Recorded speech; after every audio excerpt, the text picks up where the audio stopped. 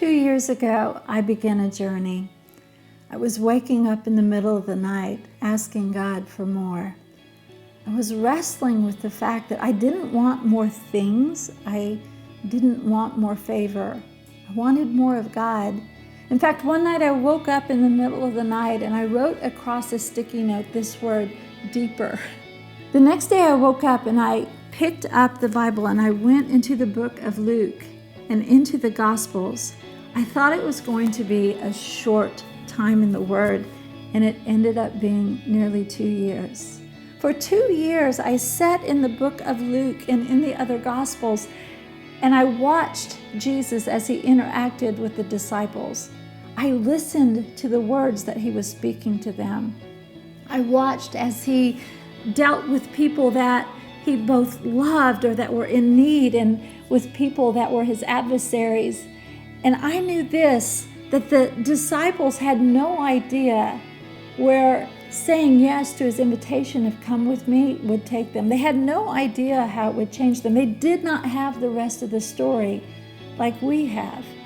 I listened to his words and I began to ask myself, as someone who loves the Lord, as someone who is a modern day disciple, as I sit with these men, if I begin to say yes, if I begin to whisper yes where no wants to take root, how would that change me?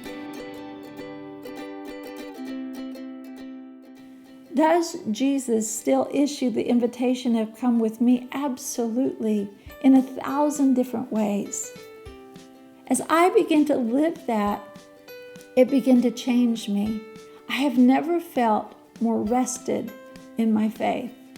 My faith has never been more simple instead of complex, but I have never been more challenged in my faith than I am today, because it changes you. Listening to his words changes you. Watching his example and following that example changes you forever. You not only begin to impact the world, but those within reach. You begin to listen to Jesus, and when he says, will you do this? We begin to realize that it's our privilege to say yes. You know, as I sat with the disciples about halfway through the journey, I felt the Lord saying, come with me on a harder issue. And in the past, I would have weighed that. I would have sought counsel. I would have asked for advice or prayed over it before I said yes. And those are wise things, unless you're using them to delay your yes to Jesus. Instead, it was my privilege when he says, Suze, come with me, to say yes. Are you like me? Are you hungry, spiritually hungry for more in your faith? Do you long to know Jesus more? Do you long to impact the world around you, and especially those who you are with every single day? Do you hear that invitation of, come with me?